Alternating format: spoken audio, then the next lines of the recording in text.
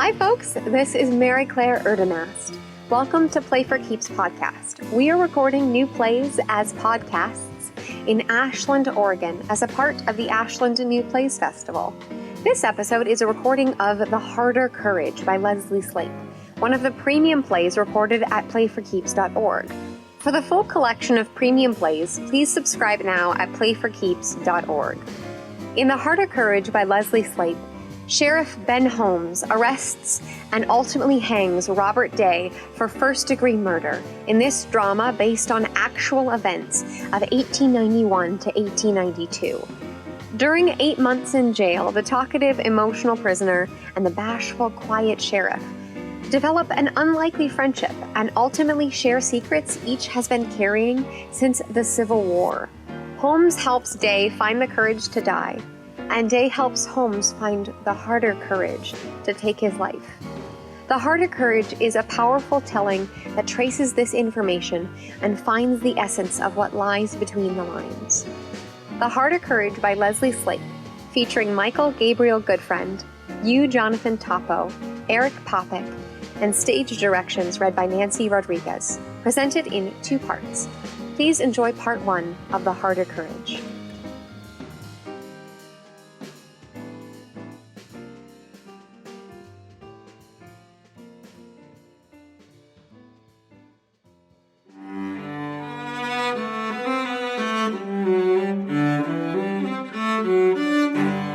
Welcome to Play4Keeps, a presentation of Ashland New Plays Festival.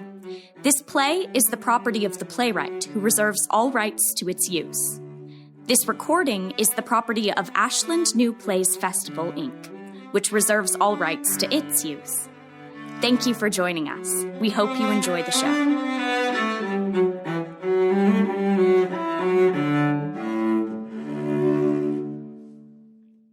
The Harder Courage, a play in 2 acts by Leslie Slape. Synopsis. Sheriff Ben Holmes arrests and ultimately hangs Robert Day for first-degree murder in this drama based on actual events of 1891-92. During 8 months in jail, the talkative, emotional prisoner and the bashful, quiet sheriff develop an unlikely friendship and ultimately share secrets each has been carrying since the Civil War. Holmes helps Day find the courage to die, and Day helps Holmes find the harder courage to take his life. Characters. Ben Holmes, mid-50s, Sheriff of Cowlitz County from 1884 to 1892. Born in New Brunswick, later lived in Wisconsin. Moved to Cowlitz County in 1876. Logger. Fought in the Union Army in the Civil War. Introvert. Married to Susan since 1870. 4 children. Robert Day, mid-40s, prisoner, accused of murder, born in southwestern Virginia. Moved to Cowlitz County in 1888, cattle rancher, fought for the Confederacy, extrovert, storyteller, bit of a smart aleck. Married to Elizabeth, Lizzie, since 1871. 5 children.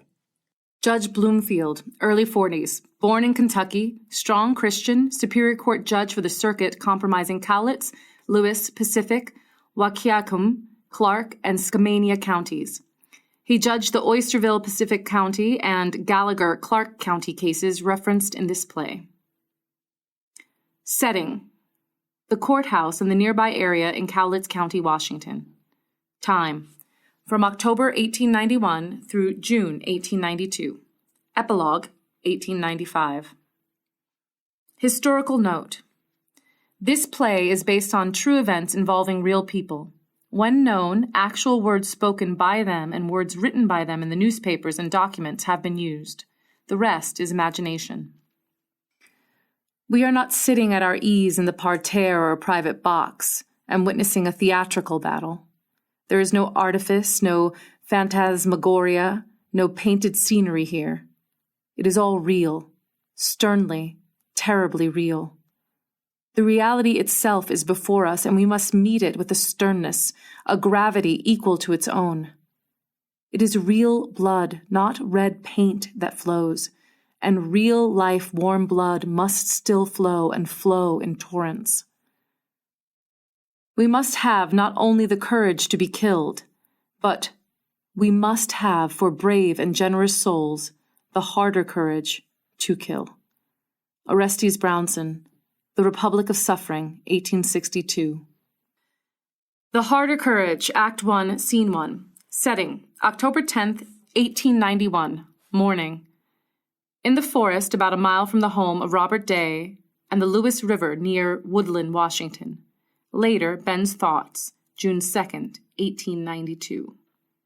At Rise, Sheriff Ben Holmes sits patiently holding a rifle. He's 54 years old, of Scottish-Canadian ancestry. An introspective, private man, he regards his position as sheriff as a chance to serve others rather than seek glory. He's well regarded by the public, which elected him to 4 two-year terms. His reputation is that of a hard-working man, fair and kind, especially to children. He's been tracking a suspected murderer, Robert Day, who has been hiding in the woods all night. I wouldn't advise trying to run home. Nobody's there. Where'd they go? If you hurt my family, you son of a... They're safe. They're far away from the lynch mob. What lynch mob? Those loggers who hunted you last night came back this morning. They want to lynch me. Why? They say you killed one of them yesterday. I was defending myself. We'll discuss that later. My immediate job is to get you out of here safely. Come on. It's all right. I won't hurt you. I ain't no fool. Soon as I stand up, you'll shoot my head off. Maybe that's how they arrest people where you're from. We have different customs in Cowlitz County. I ain't coming out. There's a hot meal waiting back at my house. Shame to waste it. And that nice warm fire. And your wife and children. Robert Day enters cautiously, carrying a Winchester rifle. He's a thin, restless man. Born in southwestern Virginia, Robert has lived in the hills about 15 miles upriver of Woodland about 3 years. But he's still an outsider. He is an extrovert, a storyteller, a bit of a smart aleck, fiercely loyal to his family and quick to defend them against injustice. Set the gun down, please. Robert sets the gun on the ground. Ben picks it up, unloads it. I don't like nobody touching my gun. Why should I trust you? Because I'm the sheriff and a logger, so I know Cowlitz County better than anyone. Unless you want to run to the lynch mob, you have to trust me. Catch. Ben tosses a small bundle to Robert. It's food wrapped in a napkin. There's some cold biscuits and bacon to take the edge off. There's a pot of beans at the end of the ride. Robert eats hungrily. I want to see Lizzie and my children. They're waiting at my place with fire and food. How are you getting us out of here? My scouts tell me there's one lynch mob between here and Woodland and another just south of Kalama. The posse will act as a decoy while we cross the river into Clark County and take the Indian trails to Kalama. Come on. Horses are waiting. By the way, I'm Sheriff Ben Holmes. Robert Day. They shake hands. Ben escorts Robert, who exits. Ben remains. It's now June 2nd, 1892. He suddenly seems older and world-weary. In this and all segments where he shares his thoughts, he speaks directly to the audience, breaking the fourth wall. That was how I met Robert Day. October 10th, 1891, 8 months ago. Can't swear it happened precisely like that. Memory's a tricky thing. Some things we can't remember right after they happen, then a couple of days later we remember everything clear as a bell. Other memories we lock up tight and try our best to forget. Now that Robert Day was under arrest, my job was to probe his memory and figure out why he killed Thomas Clinton Beebe, a logger who was only 24 years old. The night before I arrested Day, while he was hiding in the fog and darkness, the coroner held an inquest. The findings were this. Beebe had died from a bullet wound in the right side, piercing both lungs. The jury concluded it was a homicide and named Day as the killer. There was one eyewitness, Clint's young cousin, David. He said there had been a minor argument earlier between Beebe and Day's son, Dexter, and Day heard about it and came into the camp with his gun. Day followed Clint and David up the road and shot Clint. The boy ran 18 miles to Woodland with the news that Clint was dead. He said that the two men were talking when Day suddenly raised his rifle and shot Clint in cold blood. Then he pointed his gun at David and said, "You want some of this too?" He pulled the trigger, but the gun jammed, and David ran for his life. Of course, that's only one side of the story. I needed to hear what Day had to say. I knew that if the law determined this to be first-degree murder, and if Day were to be convicted, my duty would be to hang him. End of scene. Scene 2. Setting: October 10th, 1891, evening. The Cowlitz County Sheriff's Office in downtown Kalama. At Rise, Ben is questioning Robert, who is ill at ease. Ben takes notes. We have to do this now. I'm wore out. I know. It's been a long, long day, and you spent last night in the woods. One word. It's all they had to say. Join nigh to the fire. My family be all right? They'll be fine. They'll stay at my place until after court Monday, and then Constable Chatterson will escort them home. I'm going too. That's up to Judge Bloomfield. Before we get started, what's your full name for the record? Robert Thompson Day. Age? 44. Where were you born? Near Jeffersonville, Virginia. It's in Tazewell County. Hair? Color? Black? Complexion dark? Eye color? Brown. Height? 5'10". Any scars, tattoos, other distinguishing marks? Sword mark over my heart, made by the saber of a Yankee who never drew breath again. Want to see? Not necessary. That's the only mark? Yes. Any previous crimes or convictions on your record? None. Been in a couple fist fights like any man. Never went to jail for it. That takes care of the record. Now, what happened between you and Beebe yesterday? Same thing that happened to that Yankee. This isn't a joke. Murder is serious. No, it ain't murder. Then tell me what you think happened. No more joking. They tried to grab my gun. Why? Clint was saying he'd hurt me and my family if I told anyone. About what? He had no right to. No right. No right to what? One word would have settled it. One word. Here, drink some water. It's dark. What time is it? 7:30. Sun's been down for 2 hours. Lordy, I'm dog tired. Can't I just go to bed? A few more questions, and then we'll pick this up in the morning. Go ahead. Let's start over. The shooting took place at the fork in the road where one fork heads up to your place and the other follows the river. That's right. Tell me why you stopped there. We weren't done talking. What were you talking about? I asked them if they hit my boy. They said yes. Asked if they told him they'd hurt my family. Yes. Asked if they wanted to beat me. Yes. Did they say why? They said Dex shouldn't have sassed them. He was speaking up for our cows. Did what they say make you angry? I was peaceable, calm, but they weren't. They tried to take my gun. Nobody touches my gun. Were either of them armed? No. Seems strange, unarmed man grabbing another man's rifle. But they did. Did they fear you? No reason to. Did you threaten them? No, I told you I was peaceable. When they grabbed your rifle, how did you react? I hung on, and then it... You fired the gun at Clint. I didn't fire at him. He died of a bullet wound through both lungs. I mean, I don't recollect shooting him. You were the only one there with a gun. All I remember is fighting for my life, and then suddenly I was about 25 yards away. I looked back, and there was a man lying in the road, and I knew nobody believed me, so I run and hid in the woods. Lord help me, I ran. And that's your story. That's all I can remember. Please, Sheriff, I don't know why this calamity came on me. I can't even think anymore. Let me lie down. That's all the questions for now. Get some sleep. We'll pick this up later. End of scene. Scene 3. Setting: October 12th, 1891, Robert's jail cell. June 2nd, 1892, Ben's thoughts. At Rise, Robert is writing letters. October 12th. Darling Lizzie, it made my heart do a jig to see you when the sheriff brought me into court this morning. It was all I could do not to jump over the bench and swing you around. I wish the judge would have let me go home, but I reckon he wants me to stay here a little while. I'm going to hire me a lawyer and take care of this business. Kiss the children for me, darling. I'll be home directly. Love, Robert. I never saw anything like the rage in Cowlitz County that followed Beebe's murder. To read the papers, it was like I'd caught Jesse James. Here are some of the headlines. Cowardly murder. A deliberate killing. Murdered in cold blood. The devil and his agents have evidently opened their campaign. But Day seemed to think he'd go free, and that chilled me. October 12th. Dear Mama, now you might be hearing some bad gossip about me, so I hope this letter gets there before you see the papers. It's all nothing. I got in a little scrape with a logger, and I have to stay in the jailhouse a spell, but I'll be out in no time. The whole thing happened when the logger threatened he'd hurt Lizzie and the children, and then he tried to take my gun. That's about the most fool thing anyone would do, and of course he got himself killed. I'm in the right, don't you fret. I don't even think they'll charge me.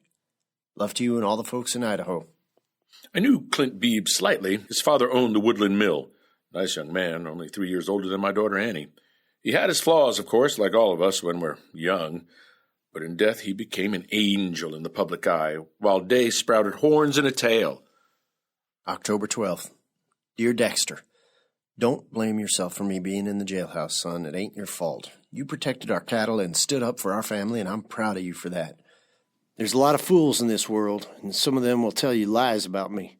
Just don't even listen to them. Make sure Mama doesn't read the Kalama newspaper.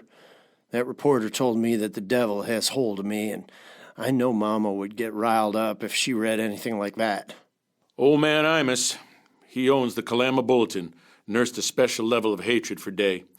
Imus believes our little town is destined for greatness, but only if we purge all the bad seeds. To him, that includes Chinese, Indians, drinkers, and anyone who fought on the wrong side of the Civil War. His wife's the head of the Women's Christian Temperance Union. The old man was disappointed that he couldn't blame the murder on Demon Rum, but he was glad to hear Day didn't attend church.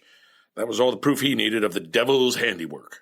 Until I come home, son, which should be in a few days, I'm asking you to be the man of the house. I trust you. Take care of your mama and your little brothers and sister for me. Don't let Frisco eat all the sugar. I'll be home directly. Love, Pat. End of scene. Scene 4. Setting, October 17th, 1891, Robert's jail cell. At Rise, Robert is alone, writing a letter. October 17th, 1891. Darling Lizzie, last night the sheriff did a wonderful thing. A lynch mob surrounded the courthouse, buzzing like hornets. The sheriff got wind they were coming and tucked me out of sight in an attic across the street where we could watch them. Then he went out and said a couple of words, and all the fire went out of them loggers. I never saw nothing like it. Makes me hopeful that this business will soon be ended and I'll be coming home. I'm going to write down the whole story so you can read it to the children. It started when the sheriff took me out of the jail in the middle of the afternoon and sneaked me into Pony Bush's general store. End of scene. Scene 5. Setting, October 16th, 1891. An attic room in Tony Bush's store in downtown Kalama. A small, grimy window offers a limited view of the courthouse a block uphill. At Rise, Ben peers out of the window. Robert is nearby, trying to see around Ben. What's going on out there? They come yet? Not a sign. We don't expect them to show till after sundown. Let's sit down. We have many hours before us, perhaps all night, so let's use the time to talk some more. I've interviewed your wife and your son Dexter. You had no right. I have every right. I talked to Charlie and Olive Beebe, to all the loggers who were working on October 9th, and especially to David Beebe. I've read the transcript of the coroner's inquest. I've received a lot of tips from citizens on your past.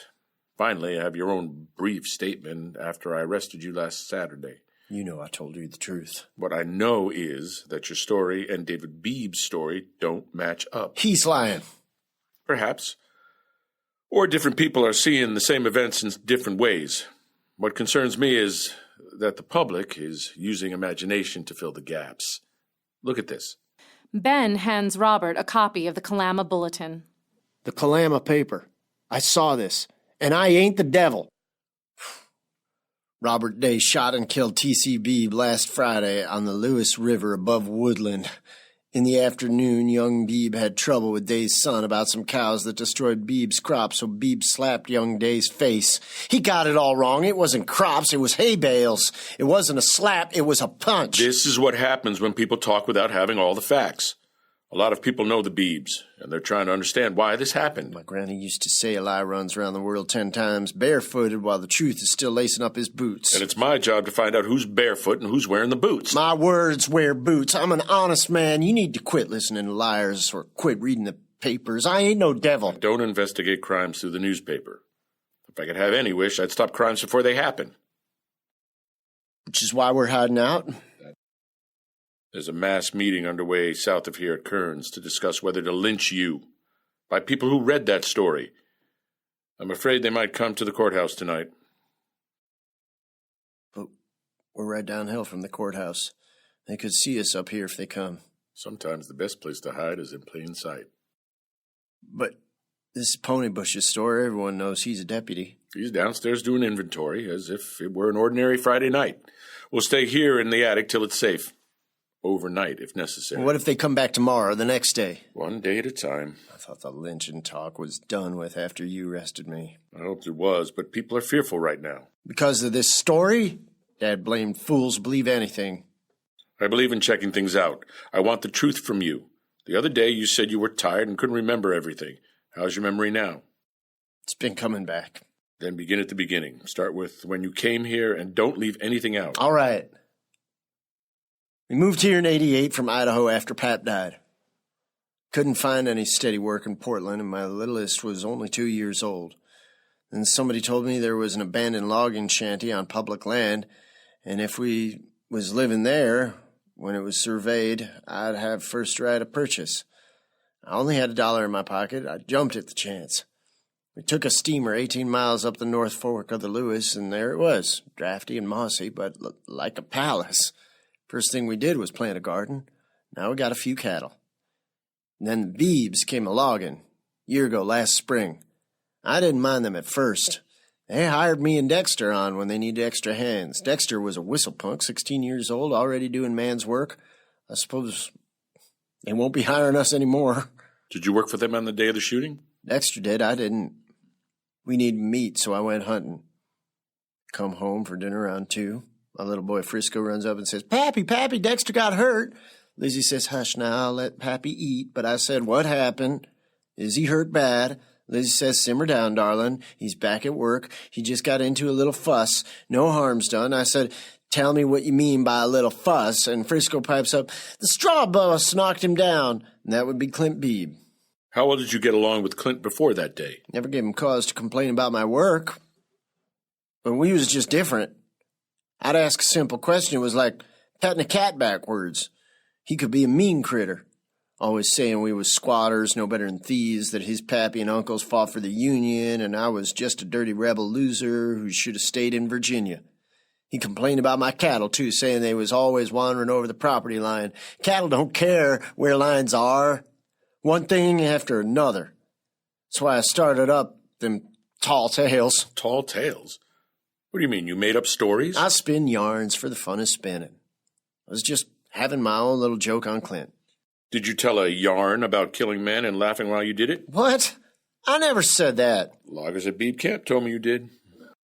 Not quite like that. But did you say something similar, a joke, a tall tale? Well, can't help it if fools take me serious. Tell me exactly what you told them. Well, maybe I said, see this here scar over my heart made by the sword of a Yankee who never drew breath again. I grabbed it right out of his hand and swish, sliced off his right ear. Swish, sliced off his left ear. Swish, swish, sliced off his big old mustache for good measure. But he was still talking, so swish, I sliced off his fool head. Now, Sheriff, you can tell that's a yarn, can't you? How could any fool believe it's true? My wife always says there's a wee bit of truth in every lie. Now, the true part was me getting cut with a Yankee sword. I still got the scar, remember? When you told this tale, was it a warning? Who for? Clint Beebe. I had to stop his mouth. He was always trying to get me riled. As long as we're discussing tall tales, let's clear up a few stories that people have brought to me. Were you a guerrilla in the Confederacy? No. 16th Virginia Cavalry, Company 1. Wasn't there a guerrilla band attached to the Virginia Cavalry? You're thinking Mosby's Rangers, but I wasn't one of them. You ain't gonna make me out to be a guerrilla or an outlaw. Did you shoot 30 men in the war for joy of seeing them fall? No, that's crazy talk. It was in the Seattle newspaper. Supposedly, you said it to a Portland man shortly after I arrested you. No. All I told him was that I weren't scared. Of you, I mean. I wasn't going to show fear. Did you murder 2 or 3 men after the war? No. Never murdered anybody. More crazy talk. What about your son?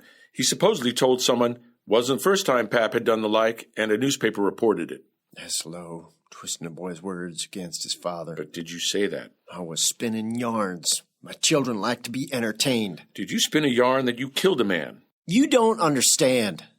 Try me. Back in Virginia after the war, a couple of so-called friends bushwhacked me in the woods. I fought them off and ran away. They fired at me, but must have hit each other.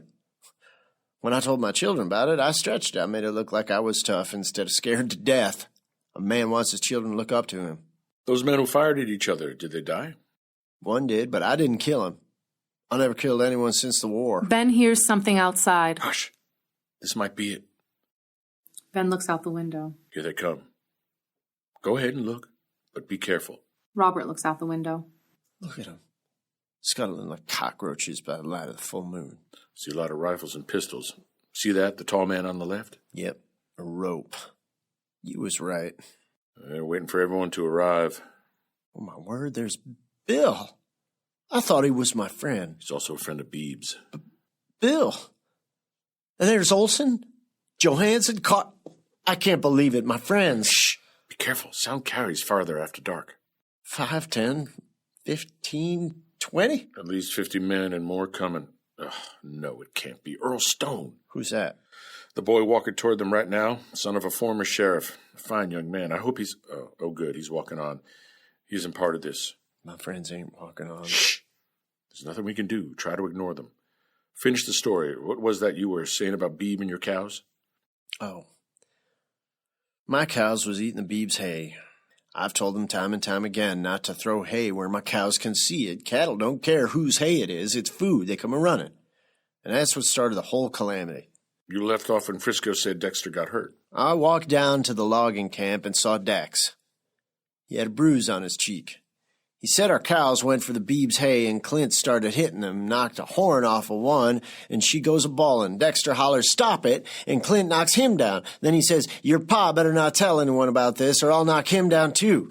I asked where Clint went. Dex said there he goes now, up to Frank Merck's to rent oxen. I lit out after them, wanting to talk, not to fight. I caught up, and we walked and talked a bit.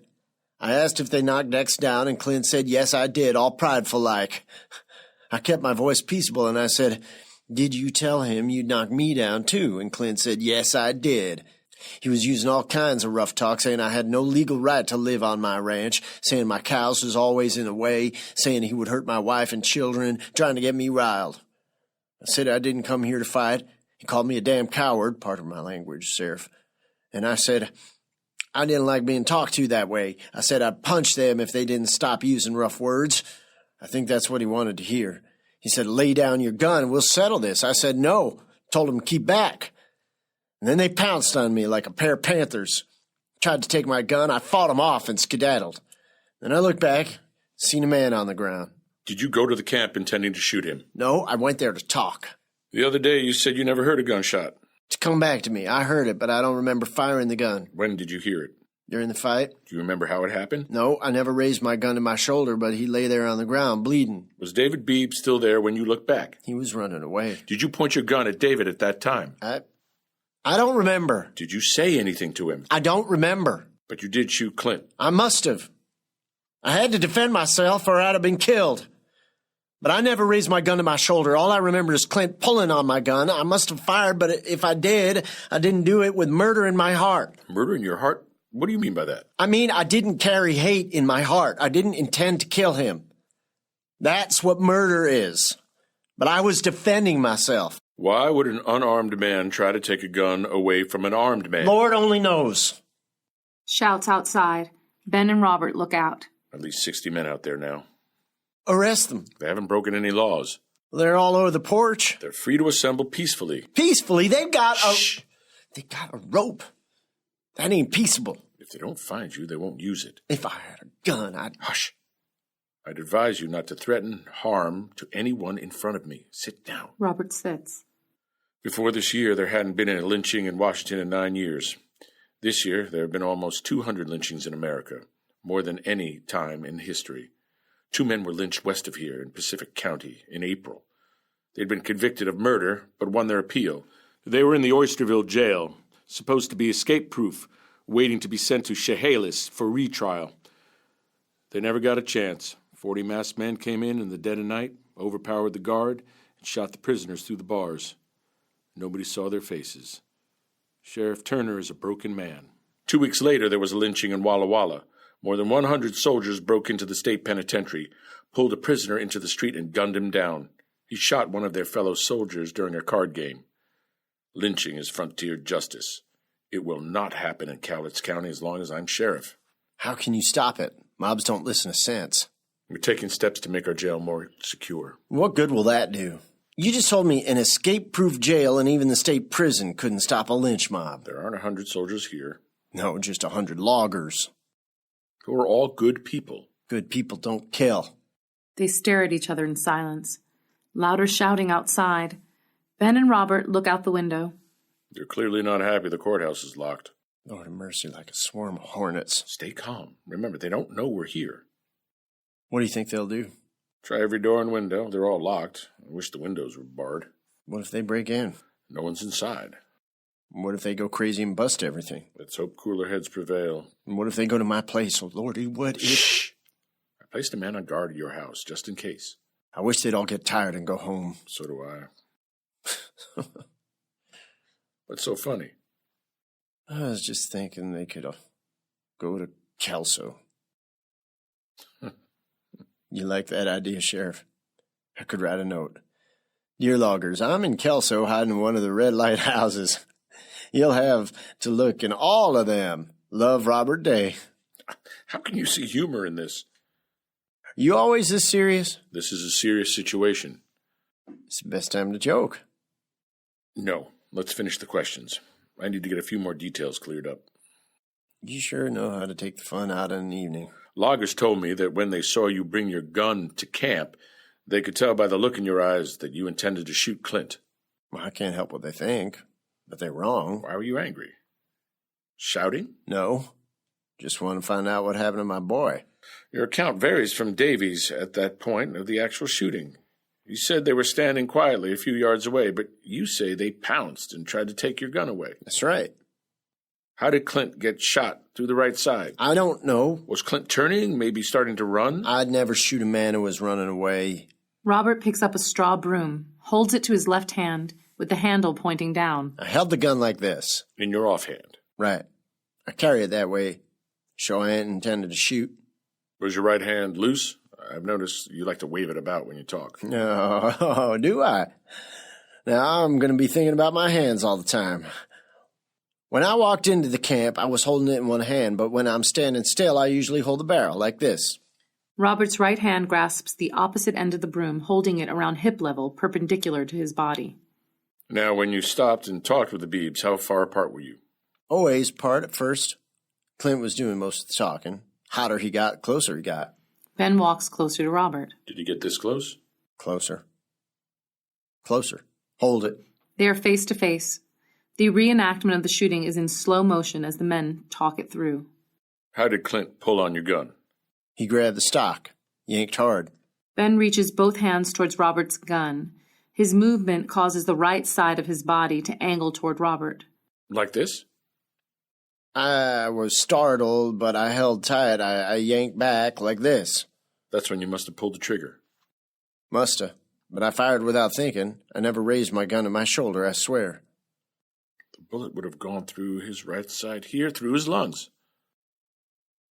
You believe me now, don't you? I believe it could have happened this way. It also could have happened the other way. I'll include both accounts in my report. That's good. The other day you said one word would have been enough to lay the whole thing to rest. What did you mean by that? I meant all Beebe had to do was say he was sorry. That's all? That's all. If he said, I'm sorry, I'd have shaken his hand and gone home. No harm done. Angry noises outside, louder than before. A knock at the door, then the sound of it unlocking. Ben goes to the door. What's happening, Pony? Ben and Pony, who is not seen, hold a murmured conversation through the door. Robert is at the window, becoming more and more agitated. Noises outside get louder and angrier. Sheriff, I think they're going to smash in the doors and windows. Ben puts on his cowboy hat. Pony, stay here with Day and cover me. I'll talk to them. End of scene. Scene 6. Setting. A few minutes later, the courthouse porch. At rise, shouts, howling, jeering as Ben walks up the steps onto the porch. No matter what he feels inside, outwardly he appears calm, cool. Robert listens at the attic window. Everyone listen. Bill, Al, Hank, Zachariah, everyone, listen, please, quiet. Noise decreases a little. You all know me. Listen, I have a deputy with a gun trained on you right now. Noises stop. You know that I'm a man of my word. If you remain peaceful, as long as you don't harm anyone or anything, you won't be arrested. You won't be harmed. That's a promise. A promise. I understand how you feel. We all knew Clint. Most of you worked with him. He was a good man who died tragically. You want a life for a life, but I follow the law. You've trusted me enough to elect me 4 times. Trust me to handle this. Trust the law to do its job. Day is not in this building. That's the truth. We've taken him elsewhere. Nobody's inside. Noises increase. You're welcome to see for yourselves. I'd like you to appoint a leader. Hank, are you volunteering? Is Hank acceptable to all of you? All right. Here's the key. Choose 6 men with cool heads. Take them inside with you and search. You don't need to destroy anything. Agreed? The rest of you, listen, I know you. Many of you are prominent men. Citizens look up to you. You're good people with kind and generous souls. That's why if you take a life in revenge, you'll have to live with that forever. It can crush you. It can eat you inside. You'll be locked up for the rest of your life in prison of your own making. Brief silence. I know you know I'm right. So please go home to your families, hold them close, and thank the good Lord that you didn't make a tragic mistake tonight. End of scene. Scene 7. Setting. June 2nd, 1892. Ben's thoughts. At Rise, Ben alone with his thoughts. After the mob left, I had to grab onto the porch rail to keep from falling over. Pony saw me, ran out, and got me to my horse. Told me to go home. He'd take care of Dave from here. Home. Susan. Even though it was late, she dished up a hot supper. The children seemed to sense I needed music. Charlie got out his fiddle, Annie played the piano, and Frankie and Johnny sang all my favorite songs. After a while, Susan and I sat on the porch and listened to the dark. Then she asked me if the plan worked. Speaking to the mob hadn't been part of the plan. I pulled her close and stroked her hair. She said, "Darling, don't be keeping things from me now." I said, "It worked perfectly." "They came then," she said. "They came." "Did they bring a rope?" she asked. "They did."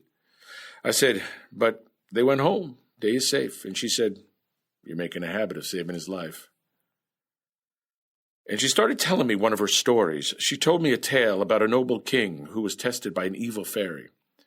First, he was shown 2 bottles, one bright and shining, the other covered with cobwebs and dirt. The goblin said if the king chose the right bottle, he would spare the life of a prisoner in his dungeon. He chose the bottle with the cobwebs. The fairy screamed in anger, because that was the right bottle. Then he took him to 2 cauldrons.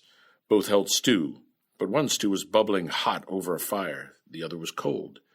The king chose the cold stew, and again the fairy screamed. The fairy tested the man the 3rd time. He placed him in a room with many doors. The man heard a voice crying out, "But which door?"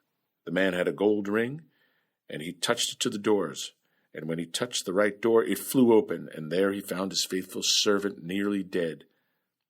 I said, "Does that mean I'll be saving Day a 3rd time?" She said, "It's only a tale, love, only a tale."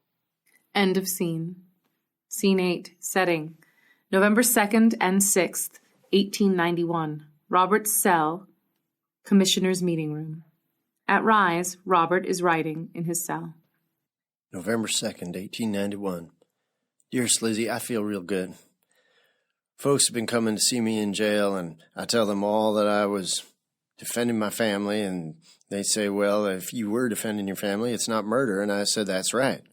Some do not agree with me. Old man Imus at the Kalama Bulletin don't like me, but the reporter from the Kelso Courier likes me, and she don't like old man Imus. I ain't used to girl reporters, but she says girls write as good as men. The sheriff is hard to figure out. He don't talk much. He ain't mean, but he ain't trying to be too friendly with me either. But it don't matter, because as soon as I get out, we'll move far, far away and make a fresh start. Anywhere you like. You pick out a place you'd like to live, and I'll take you there. That's a promise. Same day, Ben in the commissioner's meeting room giving a report. Sheriff's Report, November 2nd, 1891. Commissioners, thank you for coming today. I requested this special meeting because I'm greatly concerned about the very real danger of a lynching in this county. We've been lucky so far. There's been talk, but cooler heads have prevailed. However, now that we know our friends and neighbors are willing to consider mob violence, we must do everything we can to prevent it. Our current jail won't stand up to a mob. Today you will hear from a representative of the Pauley Jail Company. He's offered several sizes of cells, the most secure being an 8x10 single cell for $2,000. He assures me that if you buy a cell, He could have it made and delivered by early February. To keep Day safe in the meantime, I'm requesting the county purchase and install bars on all the windows. November 6th. Dear Lizzie, we were in court this morning and I pleaded not guilty. That fool prosecutor is charging me with first-degree murder, but don't you fret. I've hired a lawyer, Myron Billings, or as he likes to style himself, Colonel Billings. He's a New Yorker, wears fancy clothes, and talks all lofty-like. Sure loves to boast. He was a big-shot lawyer in Iowa and a sharpshooter in the war. He even guarded Abraham Lincoln at General Lee's surrender. He said he saw Lincoln at Richmond holding little Tad's hand. You know me, I could not resist.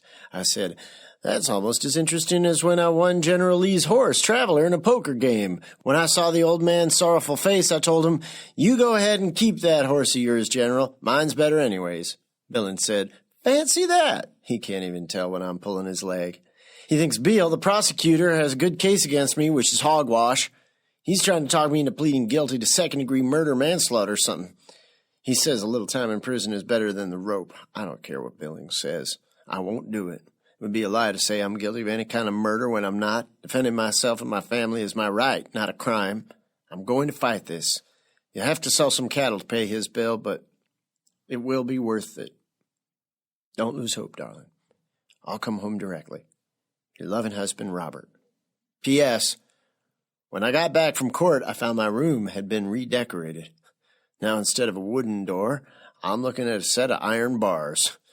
Sheriff says there'll be brand new cell come February, but Lord willing, I'll be home long before then. End of scene. Scene 9, setting, June 2nd, 1892, and December 7th through 11th, 1891. Ben's thoughts, Ben's office, and the courtroom. At Rise, Ben is alone. Judge Bloomfield set jury selection for Monday, December 7th. Day turned down the plea deal. He refused to admit he was guilty of anything. He saw his crime as self-defense, plain and simple. The prosecution was handled by Calamus City Attorney John Beale and Powerhouse District Attorney John Caples of Portland. December 7th, Ben's office. Robert and Ben are waiting for court. How soon before we go into court? The judge and attorneys are going over legal details. They'll send word when they're ready for me to escort you in. Can't wait to get this over with. I am an innocent man. I should be home. Why don't you talk? Bet you think I'm guilty. Like them people been writing me letters, saying they can't wait till I hang. Like them newspaper folks who called me Demon Day and Cold-Blooded Killer. My opinion doesn't matter. I gave the court my report. It's up to the lawyers now. I know I'm right. I'm going to win. I'm going home with my head held high. Ben pours 2 cups of coffee, hands Robert one. What do you think? I said my opinion doesn't matter. To me it does. Drink your coffee. This whole thing's a waste of time and you know it. What are you grinning about? Our criminal justice system has flaws, but it's better than the alternative. You mean it's better than lynching? That's right. Them lynchers are going to be surprised when I win this case. There ain't no jury in the world going to hang a man for keeping his wife and family safe from a man that threatened him. I ain't sorry he's dead. June 2nd, 1892, Ben's thoughts. The prosecution brought in the finest lawyer in Portland, Judge Caples, and he and Beale built a powerful case. Loggers testified that Beebe and Day didn't get along, and that they saw Day come into camp with a rifle and then follow Beebe and his young cousin David. David Beebe was the state's primary witness. Clinton Beebe's family and friends filled the seats and lined the walls as they listened to the boy tell the same gripping story he told the coroner's inquest. The weeping got so intense, the judge had to call a recess. I think the lawyers on both sides expected Day to take the plea bargain after the jury heard all that. They didn't realize how stubborn Day was. Only his wife came to support him. She sat behind him every day, pale and trembling, holding her chin up, never looking around, listening to every word. On December 10th, the defense put Day on the stand. Gentlemen of the jury, I will give you some idea how my trouble came on. Mr. Beebe was logging close to my farm. He threw some hay out. My cows had wandered into the Beebe camp. They had beat my cows and knocked the horns from one. My boy Dexter was working for them, told them they must quit. They knocked him down. Beebe told Dexter that if I said anything, they would beat me. I was away from home at the time. I was going to work for them next day, so I went down to see how the pay would be. I first asked them if they were going after some cattle, and they answered yes. I asked them if they had any fussing with my boy. They said yes, we'd like to knock his damned head off, and yours too. They talked as if they were angry with me. I told them it was not right to threaten me because I hadn't done anything to them. They said they would do what they damn well pleased. Then they rushed on me to take away my gun, and I shot one of them. I thought they were going to beat me. I acted in defense of myself and my family. Otherwise, I would never have done it. On Friday, December 11th, the jury announced its verdict. Guilty of first-degree murder. End of scene. Scene 10. Setting, December 11th, 1891, Robert's cell. At Rise, Robert is ranting about the verdict. I'm innocent! Innocent! Liars! Every one of them damn liars! Sheriff, get Billings for me. It's all wrong, all wrong. Ben unlocks the cell. Thank the Lord. Let me go, let me go. If you don't stop yelling, I'll gag you.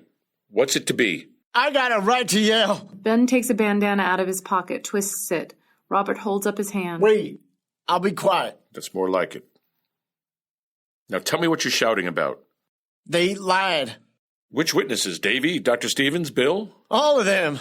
Davy, he got him crying with his lying. All them loggers lied. They said I was hard to work with. That ain't true. And Bill, some friend he was, said I stormed into the camp with my gun hollering. I didn't storm. I walked fast. And I hollered because I didn't see Dex right away. Dexter! Bill made the jury think I was running around wild-eyed hollering for Clint's blood. Even my neighbors. I thought we was friendly. And they made me sound like a bad man. Get Billings for me. I changed my mind. What do you mean? I'm pleading guilty to manslaughter. Billings was right. I ain't guilty, but I don't want to hang. Didn't Billings tell you? He told me the state offered a plea deal. Before trial. It's too late now. No, I have to. Please don't put me on the gallows. Listen, Billings has filed a motion for an arrest of judgment. Did he explain that to you? Something about the charges missing some words? Billings believes the words, a human being, legally have to follow Beebe's name on the charging document, but they were omitted. And there were other words he believes needs to be included. If the judge accepts his motion next Thursday, then the jury's verdict will be set aside and you'll get another trial. And if you don't accept the motion? Then he'll pronounce sentence. Could he give me life in prison? No. First-degree murder is a hanging offense in Washington State. I'm sorry. End of scene. Scene 11. Setting, December 16th, 1891, the courtroom. At Rise, Robert listens as Judge Bloomfield speaks. While the allegation is missing that the person instantly died from the mortal wound, as counsel says, it appears on the face of the information that, quote, he purposely and of his deliberate and premeditated malice did kill, end quote. The only other point urged is that the, quote, Thomas Clinton Beebe, end quote, should have been followed by the words, quote, a human being, end quote, or other equivalent words indicating that name as the name of a human being. The law should step in and exercise common sense as well as legal sense and know that the name indicates a person. I think it is true that the American courts have been guilty of a most unreasonable adherence to a mass of useless legal literature and criminal information and indictments in this country, where they have surrounded a man charged with crime with every possible opportunity for mercy and justice. They adhere more than they ought, more than reason demands, more than justice demands, to technicalities such as this. They thus thwart justice rather than advance it. And so, the court has nothing more to do than to deny the motion for a new trial and also the motion in arrest of judgment. Mr. Day, you may stand up. You are aware of the verdict of the jury in your case. Have you anything to say why sentence should not now be pronounced against you? I beg your pardon, Your Honor, and ask the mercy of the court. I did not intend any murder in my heart. It was not proved that I intended murder. I did not think of such a thing. One word would have settled the whole thing. If I had not been forced, I never would have thought of pushing back. I never was guilty of any crime before this, and I ask a lesser sentence than death. I don't feel that I deserve death. It never was proved that I intended to kill or murder anybody. Your Honor, I hope the day will come when you will find out some of these things that were said in court were not true and that I am not guilty. I hope the day will come when it will appear to all that I am not the man I have been represented to be. You have said, sir, that you submitted yourself to the court for sentence and used the word mercy. You crave mercy of the court. But in this case, the court has no discretion at all. This court could not exercise mercy, no matter how the individual who sits as judge might feel it, for there is but one punishment which the law has provided for your crime. I need hardly say that this is a severe task for any man to perform, and particularly for one who feels as acutely and sensitively as I do for the brotherhood of man and the fatherhood of God. For your crime of murder in the first degree, the law states that you shall suffer death. Upon that, then it is the judgment of the court that you be taken from this place by the sheriff of this county and safely and securely kept within the county jail until such time that you will be set for your execution. At that time, you are to be taken from the county jail by said sheriff to some place to be by said sheriff provided, and that you then and there shall be hanged by the neck until you are dead. And may God have mercy on your soul.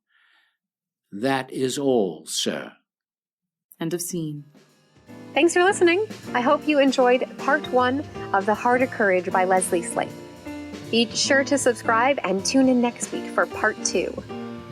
Play4Keeps podcast is produced by Ashland New Plays Festival and Play4Keeps. This podcast was produced by Andy Herndon. Art direction by Cara Quinn Lewis. Play4Keeps is directed by Jim Pagliasotti. Written content is edited by Carol Florian. Special thanks to Kyle Hayden, Jackie Apodaca, and Beth Kander. This is your host, Mary Claire Erdemast. Please visit us online at play4keeps.org. We're also on Facebook, Instagram, YouTube, and Twitter. Help us spread the word. Follow, like, share, and repeat.